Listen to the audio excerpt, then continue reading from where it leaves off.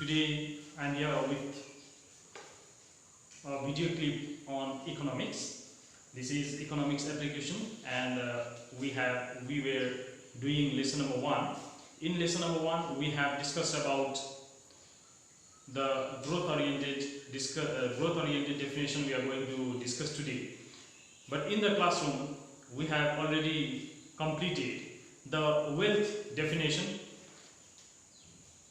Then we discussed the welfare definition. Then we also discussed the scarcity definition. Today we are going to discuss the growth-oriented definition. The previous definitions given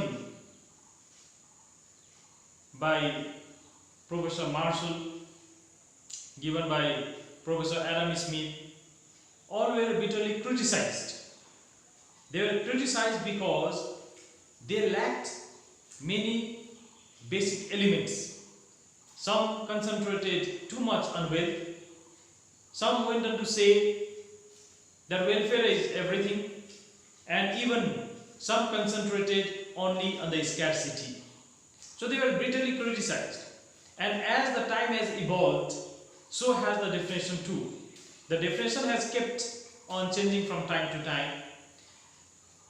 After the 3 definitions, Professor Robin was bitterly criticized for his definition. His definition was scarcity definition. Professor Robin gave a definition, and that was the scarcity definition. This scarcity definition was bitterly criticized because he concentrated only on the scarce resources. That the resources are scarce, our wants are unlimited, and so economics became a subject of merely a choice. Some of our wants were to be prioritized, some were simply to be postponed. This was bitterly criticized because scarcity is not everything. Apart from scarcity, there are so many other necessities. There are so many other rims which he did not touch, which he ignored, and hence with the evolve of time a new definition came, and that is called growth-oriented definition. This, dear children, growth-oriented definition was given by Professor Paul A. Samuelson. He gave a new definition. His definition later came out to be known as growth-oriented definition. Then his definition, I will read the definition for you. Please try to understand. This is the definition given by Professor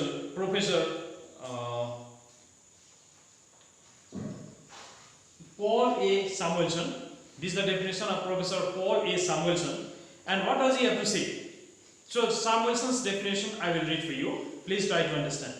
Economics is the study of how man and society choose. So what is there? There is a choice. That means one element of Robin's definition, that was the scarcity and the choice, has been incorporated in the definition given by Professor Paul A. Samuelson. So the first is, he says that economics is the study of man and woman and how they live in the society, how they meet their demand, how they choose in the society. So the moment, why do they have to choose? They have to choose because there is a scarcity, and scarcity creates a problem. And what is the solution? Choice is the solution, which Marshall and Robin spoke about, and he has given a solution in his definition. So this element of their definition has also been incorporated in Paul Samuelson's definition. With or without the use of money. So when he say with or without the use of money, then he is totally disagreeing with Professor Adam Smith. So this definition does not agree with the definition given by Adam Smith. That's a wealth definition. Because in wealth definition, wealth was everything. But here what Samuelson says is with or without the use of money. To employ the scarce productive resources. Productive resources are scarce. Productive resources are those resources which has the ability to produce a product of man. How man utilizes the productive resources for the production of something which he may utilize now and also may keep a part of that for the utilization in future for the coming generation, with or without the use of money. So he's neglecting on one hand the growth-oriented definition, he's neglecting on one hand the wealth-oriented definition, as well as he is incorporating in his definition some of the elements of Robbins, that is the scarcity definition. Which have alternative uses to produce various commodities over time and distribute them for consumption now and in future among various people and groups in the society. So this is what exactly I was talking about. So Professor Paul Samuelson says that, he has a definition, and he says that economics studies the scarce resources, and hence it has become of course a science of choice. Man and the woman live in the society and they have to make a choice because their wants are unlimited and the resources which can fulfill their demand is very, very limited. Hence they have to make a choice. So on one hand he is giving importance to the choice, but he is also saying that the productive capacity or the productive resources in the society available for man and woman are limited. So with the use of money or without it, the people produce in such a way that a part of it is utilized by man and a part of it is kept reserved for the future generation. So on one hand, he is giving importance to the sustainable use also. That means whatever resources are available, we not only do use them, but we keep them reserved for the coming generation too. So for this reason, his definition has been accepted. And even today we consider his definition to be the best definition available so far. We spoke about the wealth definition, we spoke about the growth definition, we also spoke about the scarcity definition. But we consider definition of Professor Paul A. Samuelson to be the best definition till now. In fact, the science, it is a dynamic subject. Economics is a dynamic subject. With the passage of the time, what people talk about also change. And on the basis of what the people talk about and on the basis of what the people need, the definition also changes. Hence, it is a dynamic nature. This is the dynamic nature of this subject. But presently, we can say the definition given by Professor Paul A. Samuelson is the best definition. Now, why do we consider this definition as better than any other definition? I have written this is better than other definition because it emphasizes on all these factors. This is a feature also. You can say these all are the features also. Why this definition is better, or what is about this definition is this. This definition deals with the problem of the choice. Problem of the choice means man and woman in the society have limited resources. Why? Because these resources are under the disposal of God, under the disposal of nature. Nature produces the resource. Nature produces the resource. Man and woman only consume them. They change the form. Our wants are unlimited, but the resources which can satisfy our need is very, very limited. And it is for this reason all our wants cannot be fulfilled at the same time. So the solution is we need to prioritize or rank them according to our need and fulfill the one that is most needed, and some of the wants may be postponed. Hence, economics becomes a science of choice as well. So it is, this definition deals with the problem of choice. Concentration on future.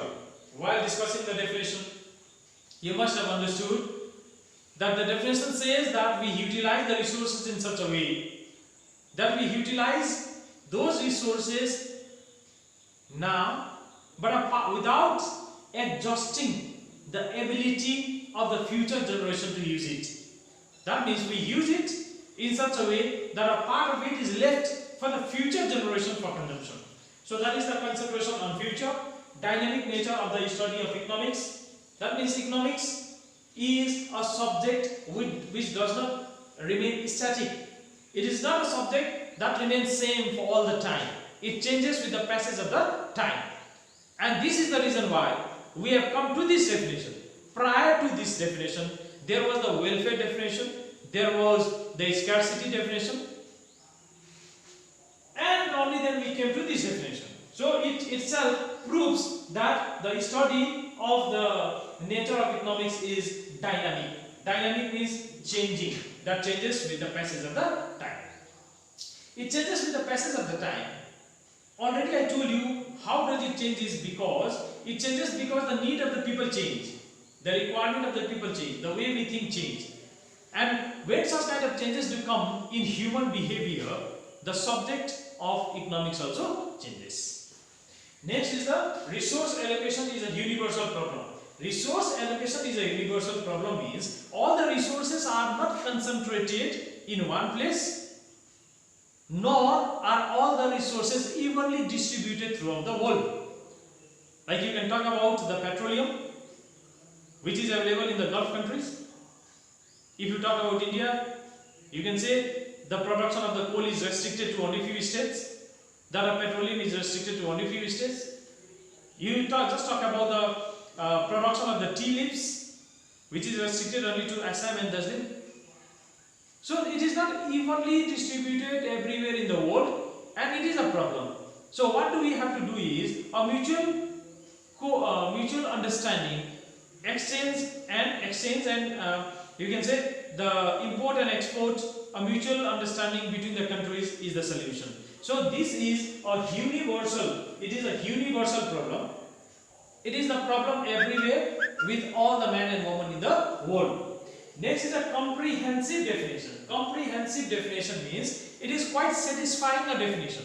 It satisfies. There is no challenge posed to this definition. This definition is acceptable. This definition speaks about the practical application. This definition also speaks about the morality, that we not only use it, but we use in such a way that we keep a part of it to be used by the coming generation. This looks very practical and comprehensive. So this is a comprehensive definition, means quite convincing. Next is broaden the subject matter of economics. Broaden the subject matter of economics means, in the moment we talk about economics, many people tend to think that economics talks about only money, but we do not talk only of money. Okay, other definition, we talk about welfare, we talk about the dynamic nature, we talk about the sustainable use.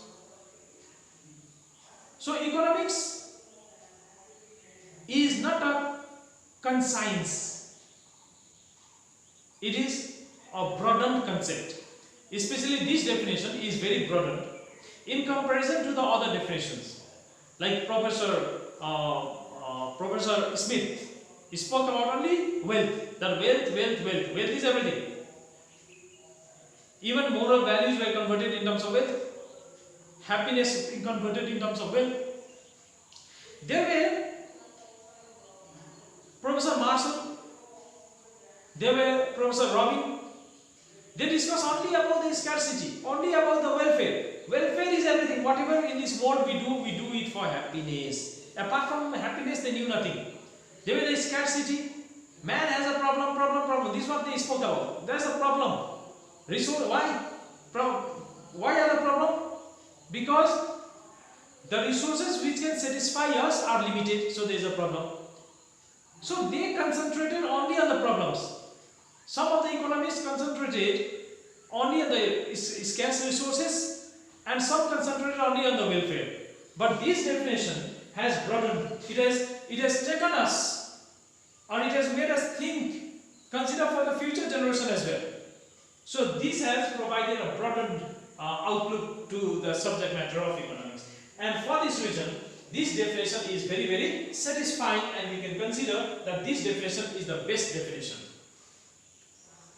So dear children, this was the last topic we had to discuss today, and we have completed. I'm very hopeful that you understood this, and since this is the last topic, there are some questions based on this lesson. It is at the end of this exercise. Please do complete them, and please do consider it worthwhile to submit for correction as well. There are not too many, there are 10 short type and 4 essay type questions. If you have problem in answering any of the questions, please do not hesitate to make phone calls to me. You can phone, you can text me, and I would be ready to help you out. But you must work. Please do understand this and start working, and do not submit your work now. I will tell you when to submit it. So thank you, children.